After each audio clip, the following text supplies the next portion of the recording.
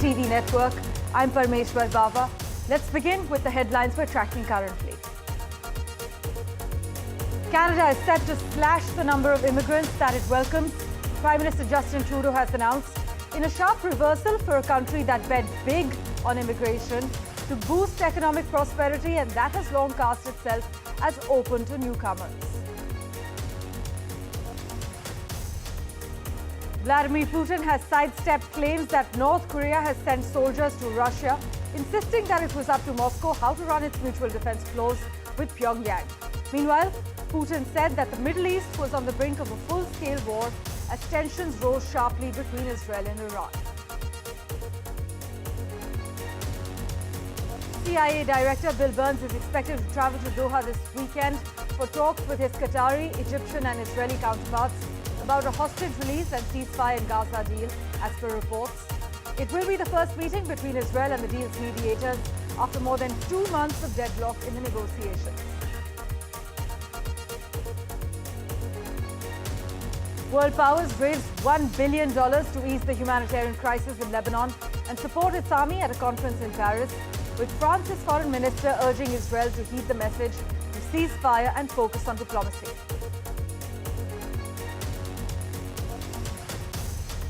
German Chancellor Olaf Scholz is in New Delhi as part of his 3-day official visit to India, during which he and Prime Minister Modi will take part in wide-ranging talks on strategic ties in several key areas.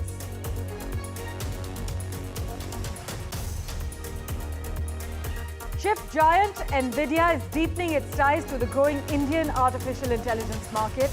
The US firm has announced a slate of partnerships with Indian businesses, including Reliance.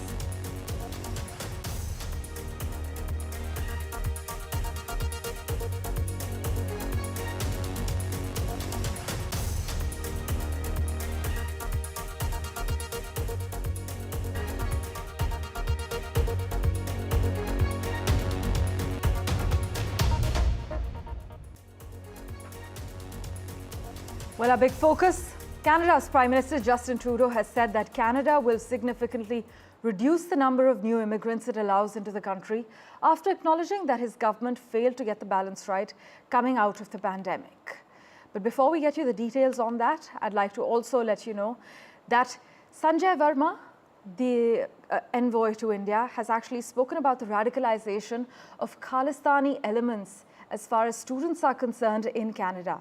My colleague Vishnu Shol spoke exclusively to him on NDTV's Left, Right and Centre. Take a glimpse of that.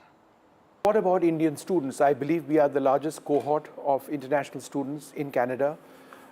They would have anxious parents. They would be worried about visas in the future. I was a student in Canadian universities.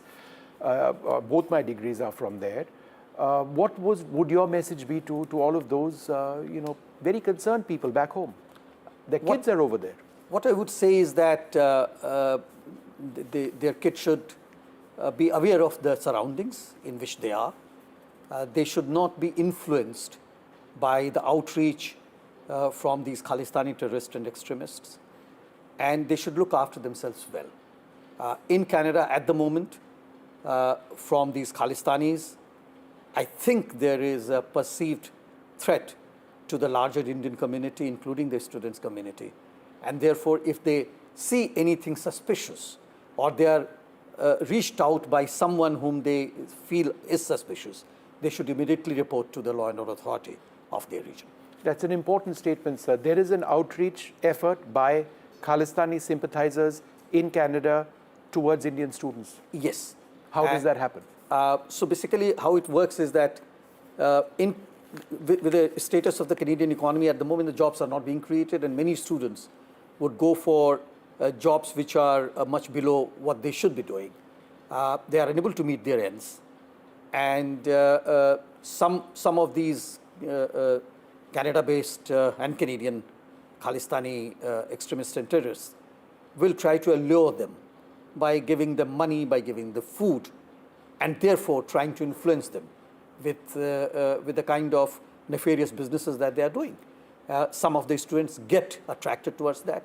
Then there is another thing which is happening. Some of the students would be asked to get photographed in front of the Indian High Commission in Ottawa or the two consulates, shouting anti-India slogans, desecrating our flag or doing something which is disrespectful to India, and then they will go and seek asylum because their version will be that if I go back to India now, I'll be punished. So one way of people seeking asylum would be under the influence of Khalistani extremists. Students would come in front of the High Commission or one of our consulates, do something which insults, our flag, our embassy, our High Commission, etc., and then seek asylum, right? And there have been cases of students like that being granted asylum. Many such cases. And recently we have also come across some of the cases where Indian nationals would land at the airport, with the visa, Canadian visa, they will not be allowed in. And in a few cases, very few cases, the Canadian authority there will ask them, look, if you file an asylum request, you'll be allowed in. What is this? So there are various kinds of influences which are pushing these students in the wrong direction. So parents, please talk to your children very regularly, try to understand their welfare, give them sane advice so that they don't fall on the wrong side of the society. What about Indian students? I believe we are the largest cohort of international students in Canada. They would have anxious parents, they would be worried about visa. The big story we're tracking from Canada, Prime Minister Justin Trudeau has said that Canada will significantly reduce the number of new immigrants it allows into the country after acknowledging that his government has failed to get the balance right coming out of the pandemic. Now, while Canada has long prided itself as a place that welcomes new immigrants, public opinion in the country has recently soured on immigration, which has been blamed for reducing housing affordability.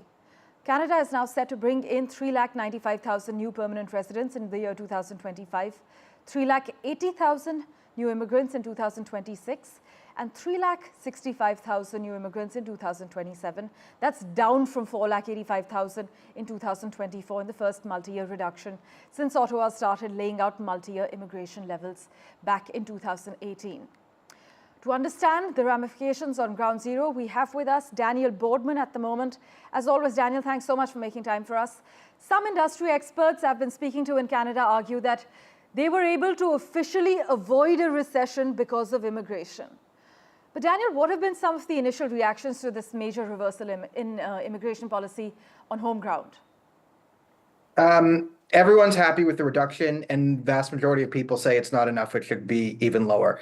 And while it is technically true that immigration did save us from a recession, it made the country poorer by just increasing GDP, but it reduced GDP per capita. So Canada used to be a resource industry before Justin Trudeau. We have tons of oil, we have tons of natural gas, we have tons of lumber, and this is the backbone of our economy. When Justin Trudeau came in, this is, of course, to save the planet. We had to get rid of all of this. So Canada's new economy is now human trafficking and money laundering. We call this immigration and education. So many Indian students that I saw the segment you just did, and a lot is right in there. Many Indian students coming into Canada are not actually students, but they're victims of human trafficking. If you're going to a real Canadian university like McGill, U of T, UBC, then this doesn't apply to you. That's what most Indians think Canadian schools are. But in the Trudeau administration, we've had this boom of sort of fake schools, diploma mills. Right. So it's like a strip mall. There's a room inside a strip mall, like a place. There'll be 8 schools in that one classroom. They have one online course per week, and you pay $20,000 or 20 lakh to get into that. So Canada is now a human trafficking scheme, mostly from India, and you have criminal organizations on the Indian side and criminal organizations on the Canadian side working together with usually Khalistanis to bring people into the country. So with the criminal organizations, you can you get these families and whatever, you sell the dream of Canada, mostly to kids in the Punjab region, you bring them into Canada. These immigration consultants say, don't worry, you'll be able to stay in Canada indefinitely because we'll cheat the system. You sign something saying you're not allowed to leave, you'll go home after your education. In fact, malpractices in this entire immigration exercise have been brought to the fore and are under investigation increasingly now. Daniel, we have been able to establish through opinion polls in Canada that a growing number of Canadians do think that Canada is bringing in too many immigrants, as you're highlighting. But are small business owners' heads spinning from this change, or overall it's being considered a positive sort of reversal in policy? Well, overall, it's a positive. It's not small business owners. Major corporations are going to be mad because the Trudeau government has been subsidizing major corporations hiring foreign workers, and then it's even the exploitation of again these foreign workers increases because there's this thing called an LMIA, which is like a paper you get to say that the company couldn't find a Canadian citizen to fill the particular job you're doing. So Right. you'll find people getting LMIAs to work fast food jobs. And you can't really make the argument that there was no one willing to work a fast food job in the country. You had to hire an illegal immigrant. But again, a foreign worker. But foreign workers are subsidized, Canadians are not. And foreign workers are also exploited because these LMIA markets are now dark markets where they're forcing these foreign workers to again pay $10,000, $20,000, $30,000 just to get that LMIA. So you're going into further debt to get these jobs. So this is where criminal organizations come in. They can subsidize you. You want to get out of this student debt where you're living on a floor with 9 people in a room? Well, join a Khalistani gang, and then you can start doing highly lucrative criminal activity. As you play the thing, it's quite correct. They do encourage students to go in front of the embassies and the thing and wave Khalistan flags and threaten India, claim bogus asylum things. That's another 5K. You usually run yourself. So this is the system that's propped up Canada's economy for the last 10 years. It's exploiting people mostly from India, but other parts of the world, getting $20,000, $30,000 out of them, and then dumping them in hyperinflating the real estate market because you have 10 students to one apartment, so you can sort of bump up the rent because you can charge like Well, the government there says $7,000 that per unit. these measures are expected to result in a population decline of 0.2% in both the coming years of 2025 and 2026. But many are still questioning whether it's enough to bring down immigration levels to a permissible level and whether it's enough to reduce Canada's housing supply gap. Thanks so much, though, Daniel Boardman, as always, for joining us on NDTV. Thanks for that. Meanwhile, the German Chancellor, Olaf Scholz, is in India as part of his 3-day official visit, during which he and Prime Minister Modi will take part in wide-ranging talks with a focus on boosting bilateral strategic ties in the areas of defense, trade and clean energy. As far as the plan of action is concerned for today, Prime Minister Modi and Mr. Scholz will co-chair the 7th Intergovernmental Consultations. And as you know, the IGC is a whole-of-government framework under which ministers from both sides hold discussions in their respective areas of responsibility and then report on the outcome of their deliberations to the Prime Minister as well as the Chancellor. The German cabinet, by the way, has recently adopted a key document titled Focus on India, aimed at elevating the bilateral relations to the next level. My colleague Mohammad Ghazali has been tracking the German Chancellor's visit very closely. He joins us live at the moment. Ghazali, take us through the German Chancellor and Prime Minister Modi's plan of action for the day. See, today there are bilateral talks which will be held between India and Germany, between the Chancellor of Germany, Mr. Olaf Scholz, and Mr. Narendra Modi, the Indian Prime Minister.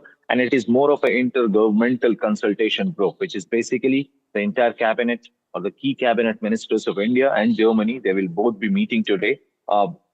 Today at 10 a.m. around the first meeting between Indian Prime Minister and German Chancellor, Mr. Olaf Scholz, will be held.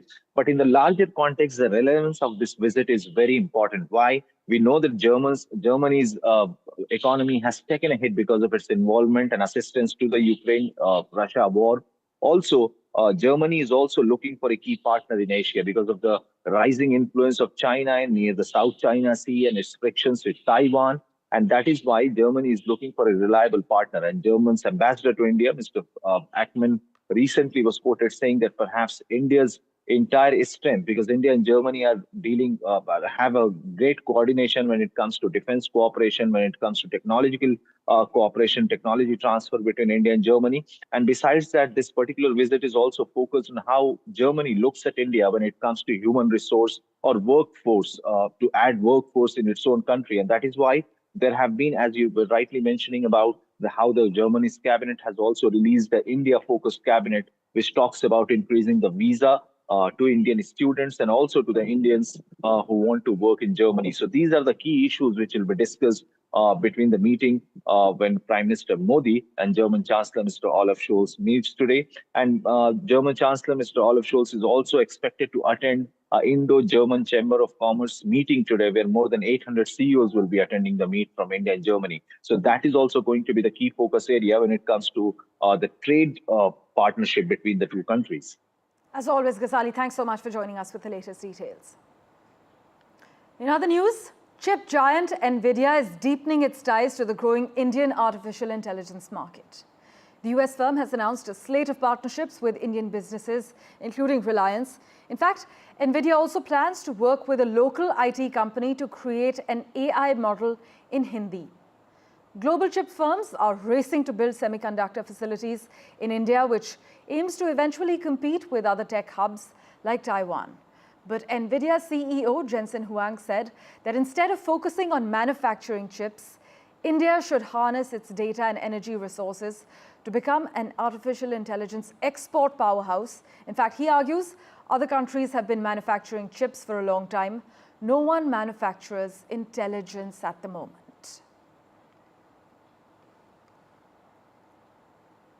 Well, switching tracks, Russian President Vladimir Putin has not denied US claims that North Korea had sent troops to Russia, but said that it was up to Moscow how to run its mutual defense clause with Pyongyang and accused the West of escalating the Ukraine war. Meanwhile, Putin said that his relationship with the United States after the presidential elections would depend on what attitude Washington adopts, as he welcomed comments by Donald Trump on his desire to end the Ukraine conflict as sincere. But the Kremlin leader struck a hardline tone, warning the West it was an illusion to think Russia could be defeated on the battlefield and that any peace deal would have to recognize Russia's control of swaths of Ukrainian territory. And for a quick comment on the matter, we have with us Dr. Zakir Hussain from the Indian Council of World Affairs. Thanks so much, sir, for joining us. Now, Putin essentially says the ball is in Washington's court on US-Russia ties, but in the backdrop of Trump's criticism of the scale of US military assistance for Ukraine, B, his apparent reluctance to blame Putin for Russia's full-scale invasion, and C, during the presidential debate, Trump's refusal to say whether he wants Ukraine to win the war. At this stage, would it be fair to say that many in Moscow are actually waiting to toast to Trump winning in about 2 weeks, sir? Yeah, of course, since long, we find that Trump and Putin has a close relation, but we don't know that whether this will continue or not, because the way Russia is developing a multi-global network, which has been shown in BRICS in Kazan, this does not suit to the interests of the United States. It has built a wide network with half of the population, and they are trying to dislodge de-dollarization and payments, developing parallel payment system. This is not suiting to U.S. interest, and I don't think that Trump would like this development, because he wants America first and he wants to establish American hegemony. So if Trump comes, I feel that there will be a bone of contention between the two leaders, while at the same time the Korean issue is also brewing up. So both the countries are at a crossroad, and let us see what happens in the coming months and years. Well, the election in the United States is around the corner, and we will, of course, revert to you for regular updates. Thank you so much, Dr. Hussain, for joining us on NDTV. Well, as always, news and updates continue in a moment right after this very short break. Don't go anywhere.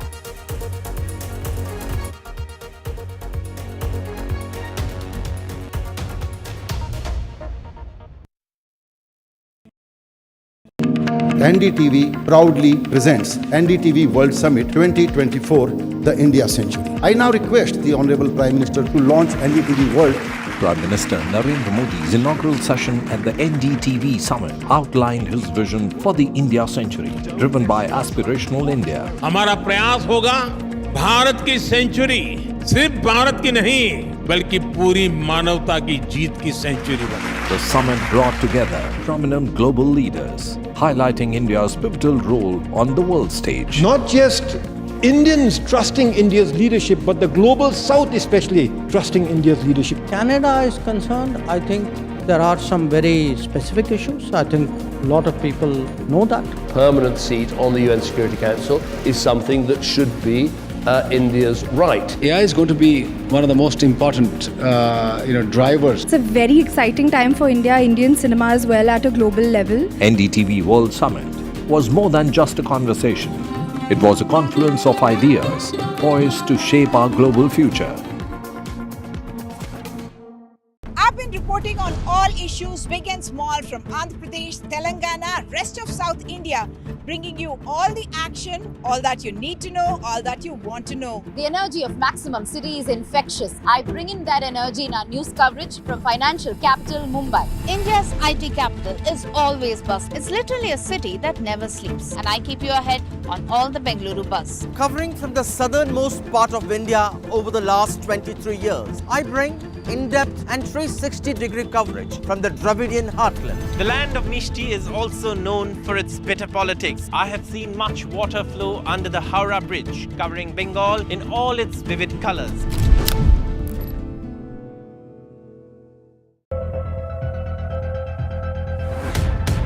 We reached an agreement on petroling. We have gone back to where the situation was in 2020, and we can say with that the disengagement process with China, you can say, has been completed. The understanding, to my knowledge, is that we will be able to do the petroling which we were doing in 2020. NDTV proudly upholds its legacy of trust and credibility. According to the prestigious Reuters Institute's Digital News Report 2024, NDTV is the top-most news platform in the country. Number 1 in both online and offline reach in India.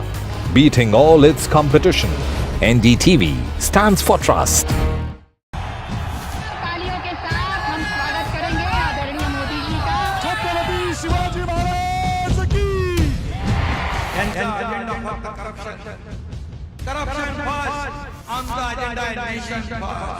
घोषणा आणि जनतेचे पैसे लुटणं. Cut commission आणि करप्शनला आमच्याकडे थारा नाही. त्यांचा परिवारवाद आमचा महाराष्ट्रवाद. महाराष्ट्रामध्ये 1,75,000 जागा रिक्त आहेत. मग का मिळत नाही? राज्याची जनतेच्या घमाच्या पैशाची तिजोरी लुटते.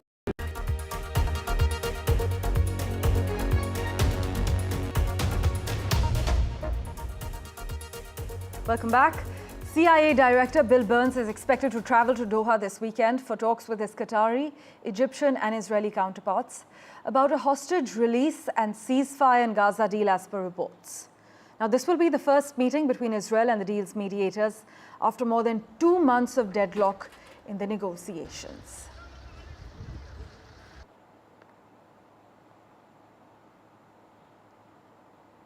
And an international conference for Lebanon in Paris raised $1 billion in pledges for humanitarian aid and military support to help the country, where war between Hezbollah militants and Israel has displaced 1 million people, killed over 2,500, and deepened an economic crisis, French organizers have argued.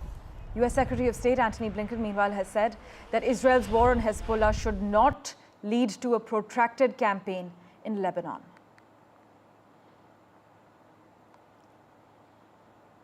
In other news, current climate policies will result in global warming of more than 3 degrees Celsius by the end of the century, according to the latest United Nations report, more than twice the rise agreed to nearly a decade ago, I beg your pardon.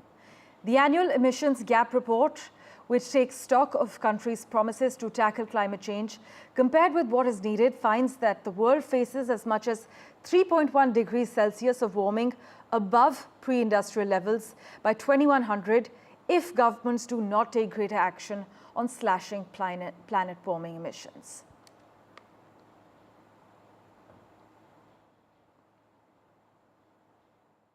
The message of today's emissions gap report is clear. We are teetering on a planetary tightrope. Either leaders bridge the emissions gap or we plunge headlong into climate disaster with the poorest and most vulnerable suffering the most. This report shows annual greenhouse gas emissions at an all-time high, rising 1.3% last year. They must fall 9% each year to 2030 to limit global temperature rise to 1.5 degrees Celsius and avoid the very worst of climate change. Well, thank you for investing your time in watching this edition of The World 24/7. As always, we'll keep tracking the latest developments for you. Do stay tuned.